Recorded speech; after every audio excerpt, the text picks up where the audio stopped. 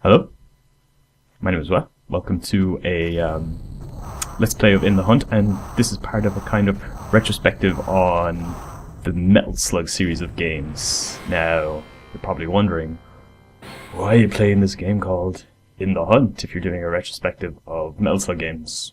Well, this game was made in 1993 at Iron, and it's actually... well, it's hard to get like solid information about that stuff back from the Japanese game coming that far back, but apparently this was made by the same kind of group of people that would later branch off to create the Nazca Corporation and eventually make Metal Slug. So I thought it would be nice to like start from the start. It's not a very well-known game outside of like arcade enthusiasts and MAME enthusiasts and people who are interested in Metal Slug, so I thought it'd be nice to just kind of see kind of similarities and influence. And we just saw the attract mode, so we'll just hop in and get playing. There's a lot there's an aquatic theme, there's a lot of yeah, sort of sea and submarine sounds. Yes. And I think that's cool. The background is the spoilers. It's the end boss for this level, so you just kind of like, oh, urgent command: force your way into the DAS base immediately and destroy their base before it's too late. Yeah, so we might as well talk. I'll do some of the game mechanics first. You have two shots. One is a simple forward shot and an up shot, which also releases explosive charges for stuff that's under you, but they move very slow and they're pretty limited. Like your rockets, you can fire those, but you only have 2 of those death charges. So yeah, it's a side-scrolling shoot 'em up but you're a submarine, which is pretty novel. With power-ups, this is an M power-up, which I assume is missiles. Yeah, it's missiles. So now I've got homing missiles. Yeah. Oh God. All right. Game is taking control of that part of the camera now. Yeah, so you have your 2 shots, and once you go up to the top, it changes to like machine guns or upgraded stuff if you have upgrades. Kind of neat thing about this, it's still kind of old. Shooting and talking is not easy.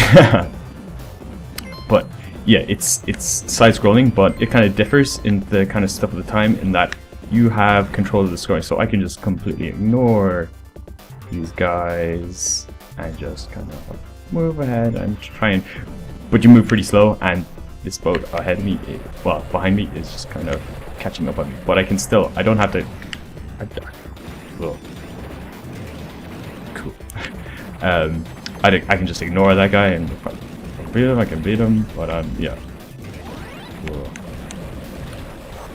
As you're probably grabbing, seeing I'm not particularly good at this game. I'm not particularly that good at the type of R-type side-scrolling shooters. So this is a great way to start off this kind of retrospective Let's Play thing. But yeah. So yeah, there's upgrades. Like the upgrades are separate. The upgrades are separate, so your missiles and your front-firing rockets they're upgraded differently, and like there's various type of upgrades. Like someone is cluster bomb that explodes like after a while. There's our homing missiles, as you saw a little bit earlier, and then there's these kind of stars which look like Dragon Balls. No clue what they do. Absolutely, I'll find out for later episodes. No, right now, don't know what they do. And maybe they're just for score. And these guys are kind of ruining my buzz, so I'm just gonna take them out. Yeah, so when you die, you get this red orb that signifies invulnerability, and I kind of like the way it kind of blends out when it runs out, so you get a clear indication instead of like blink, blink, blink, blink, blink, dead. So I'm just gonna run past here. Yeah, so now I've got an upgrade. It's cool water effects. Yeah. So I might as well talk a little bit about the story. We all know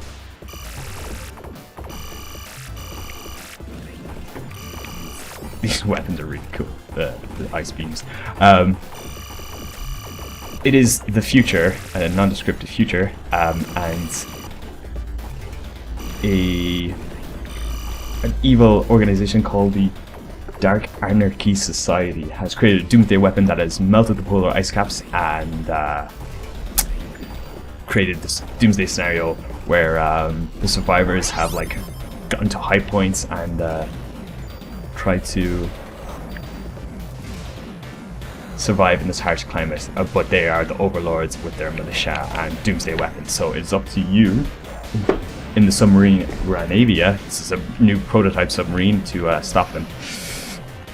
I think the bosses are the said doomsday weapons. So you have to go deep into Dark Anarchy Society controlled waters and destroy them. Eat them. So yeah, it's pretty par for the course, except for the novel, the pretty par for the course, this kind of story. I don't know where they would have said it. I think it came with the poster that you would get when you get the arcade board or cart. Well.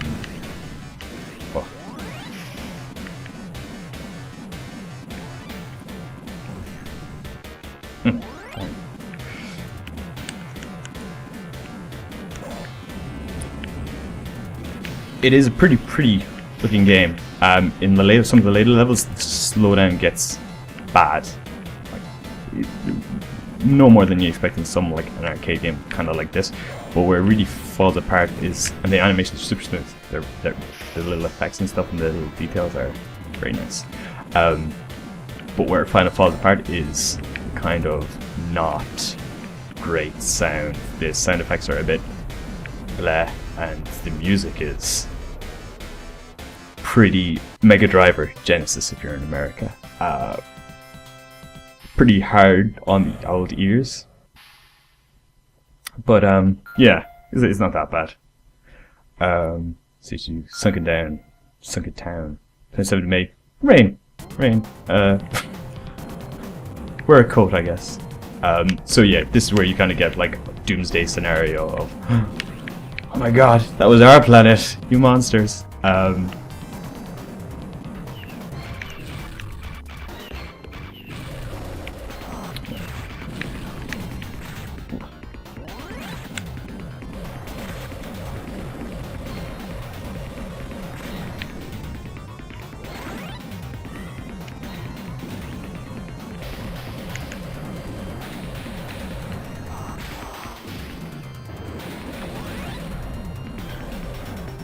And it's easier just to go under them because they don't have very good weapons. And this is really cool, because they just go up and then they fire off, and I think that's a pretty nice touch. But it sucks to do because it's kind of precision platforming with an Xbox pad doesn't really work.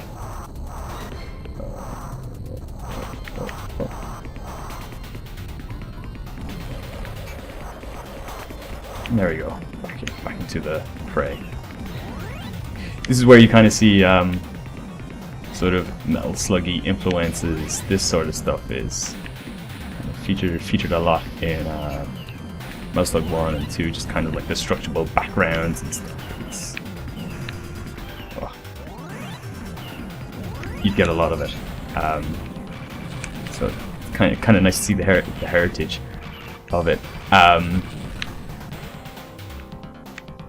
A lot of the stuff in this game actually reminds me of Metal Slug 3, which I hopefully will be playing sometime in the near future. Just kind of, I think, because it was the first to include the submarine, or maybe I'm pretty sure it was 3 that included the submarine first. And the design is kind of similar, like all the design and stuff is of the art style and colors and stuff are very similar to Metal Slug. Dang. But some of the bosses as well are seen kind of in Metal Slug 3 are kind of influenced in by In the Hunt. Oh well, to me they do anyway. This is kind of neat, like blasting through buildings. Oh, there we go.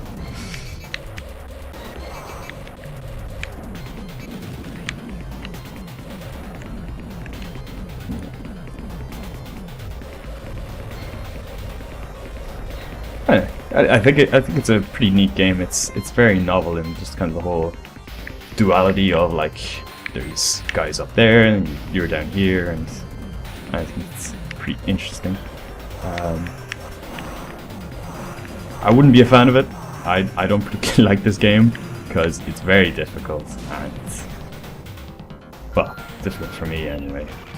Might be just baby stuff, but yeah, it just doesn't grab me. Like, I don't like the movements. It's very slow and sticky, and I do like the design. And I know I complained about this at the sound design too, but I kind of deep down I kind of love that sort of Genesis-y. I think it's got its charm. It's got its charm, and I am sucked in. Kind of the thing I'm pretty much doing is hitting 2 buttons at once, getting the most amount of shots out. Like, I apologize that I'm dying so often because you're not really getting to see any of the power-ups, but the ones I've saw is a cluster bomb, a kind of speedy one that does a cool water effect, water sprite effect, and homing missiles and balloons. They're one of some of your rockets turn into balloons. What upgrade did I get here? I am trapped. I think I got fast missiles, which I think is it's a lame. Maybe they're more powerful. Get out.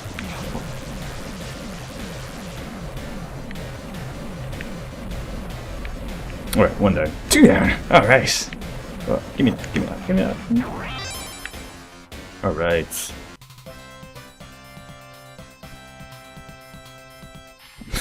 Boss. I think that's cool. Like the little stamp into your hull. Your trophies. I think I'll leave it there. We'll save 3 and stage 3. There's 6 stages in total, so we'll save. Oh, you're fine too. Save stages 3 and 4 for another episode. Thanks for watching, and see you again soon.